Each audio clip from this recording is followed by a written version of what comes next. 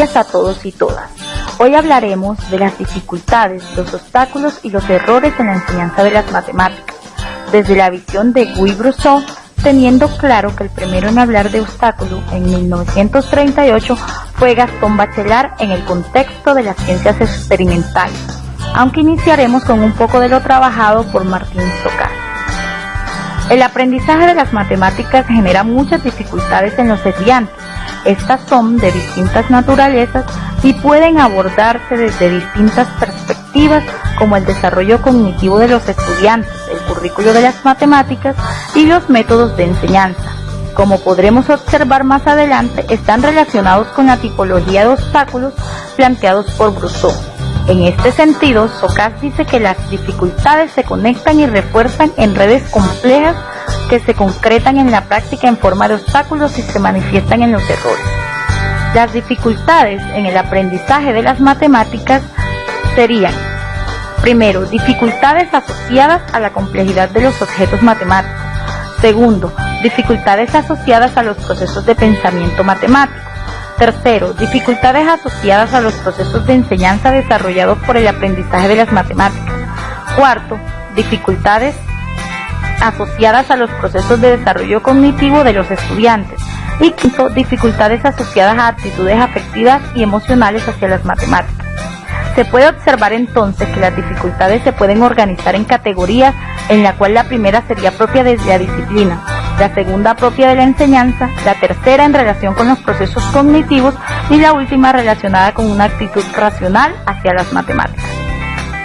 Hoy en día se considera que hacer matemáticas consiste en planear y resolver problemas de la misma matemática, de la vida diaria o de otras ciencias. Ahora bien, si para hacer matemáticas el estudiante debe hacer lo anterior, surgen varios interrogantes. El primero de ellos: ¿quién debe plantear los problemas? El segundo: ¿cómo los plantea? Y tercero: ¿cuáles son los problemas que deben plantearse? Para resolverlos nos ubicaremos desde los siguientes componentes. Primero, las intenciones metodológicas del profesor, las cuales corresponden al cómo se alcanzarán los objetivos de aprendizaje que se propone el docente, es decir, cómo se quiere hacer. Segundo, las intenciones didácticas y los objetivos, en otras palabras, qué se quiere lograr. Tercero, el contenido matemático. Estas son las teorías matemáticas que se quieren enseñar. Cuarto, la componente matemática. Responde a la pregunta ¿cómo se hace eso? En otras palabras, son objetos en su noción paramatemática, los cuales no serán objetos directos de evaluación, pero que son necesarios para resolver una situación, como las demostraciones que son aprendidas por los estudiantes como algoritmos o procedimientos. Y por último, quinto, la componente heurística. Este componente se presenta cuando no existe un algoritmo para resolver la situación. Entonces se recurre a la intuición, de la cual se puede decir que guiará las demostraciones. Habiendo comprendido lo anterior, Brusseau plantea una serie de críticas como las siguientes. Primero, el estudiante aparece como un sujeto receptor, por lo que hay ausencia del aprendizaje significativo. Segundo, la separación de los componentes no debería darse, puesto que todos están relacionados de una u otra forma con el contenido matemático, de modo que las intenciones del profesor y la heurística son inseparables. En cuanto al tercero, el aprendizaje, el conocimiento matemático no tiene sentido solo por la cantidad de situaciones en la cual se utilice, sino también por las concepciones y elecciones que se rechazan. Cuarto, los algoritmos y razonamientos.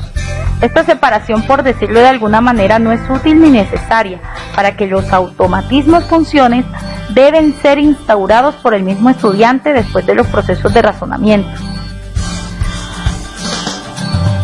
Por otra parte, Brusseau plantea que un obstáculo es una limitación o impedimento que afectan la capacidad del individuo para construir un nuevo conocimiento, es decir, no es efecto de la ignorancia o de la incertidumbre, sino que es un conocimiento anterior que, a pesar de su interés o éxito, ahora se vuelve más que falso, inadecuado. Por tanto, debe diferenciarse de una dificultad que debe cumplir con las siguientes condiciones: que sea un conocimiento, que tenga dominio de validez, que resista y reaparezca y que sea constitutivo del saber.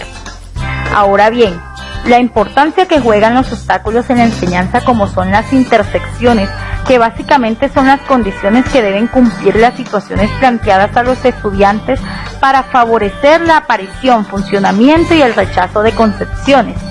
En esas condiciones, el interés de un problema dependerá de los conocimientos previos rechazados y de la frecuencia con la cual se arriesga el estudiante a cometer errores rechazados y la importancia de ellos. Bachelard plantea 10 tipos de obstáculos, los cuales mencionaremos pero no entraremos en detalle. Estos son el obstáculo de la experiencia primera, el obstáculo de la generalización, el obstáculo de la noción real, el obstáculo verbal, el obstáculo del conocimiento unitario y pragmático, el obstáculo de la sustancialidad, el obstáculo animista, el obstáculo del mito de la digestión, el obstáculo de la libido y el obstáculo de lo cuantitativo. Mientras que Brousseau plantea una arqueología de los obstáculos en la cual plantea diversos orígenes dependiendo del desarrollo del sujeto. Estos son los obstáculos ontogénicos, los cuales tienen que ver con las limitaciones del sujeto en algún momento de su desarrollo.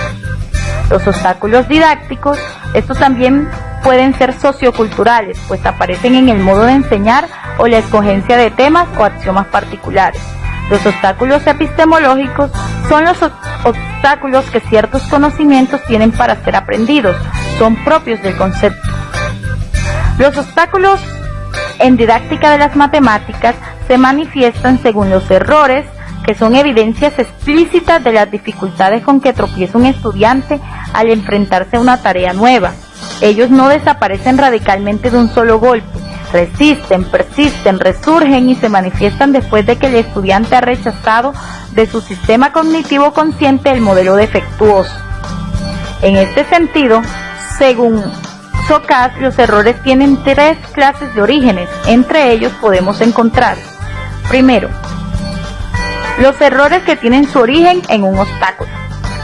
Segundo, los errores que tienen su origen en ausencia de sentido, que se dan en los diferentes estadios de desarrollo en los sistemas de representaciones, y podemos diferenciar 3 clases.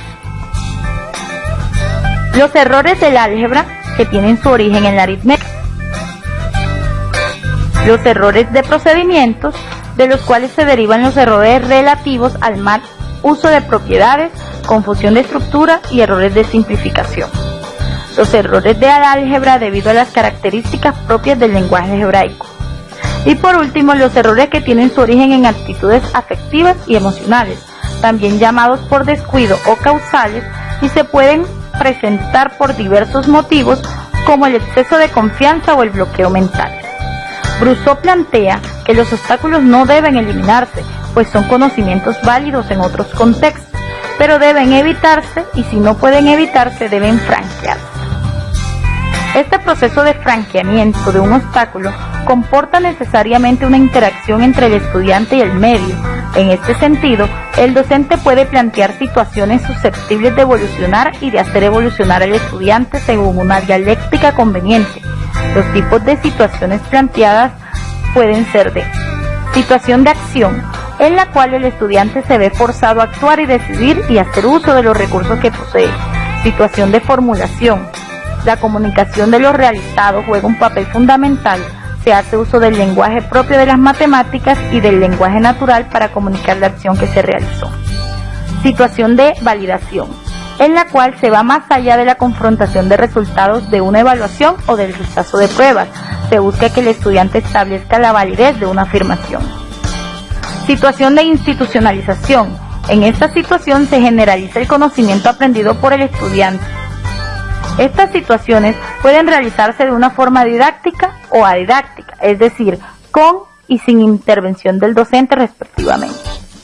Así se puede concluir entonces que la realización de estas situaciones en el aula, estudiándolas, modificándolas y discutiéndolas, ayudan a franquear los obstáculos que se presentan en la enseñanza de las matemáticas y a eliminar los errores que se presentan en los estudiantes, de modo que se aprenden las matemáticas de una forma permanente y no temporales como suele suceder.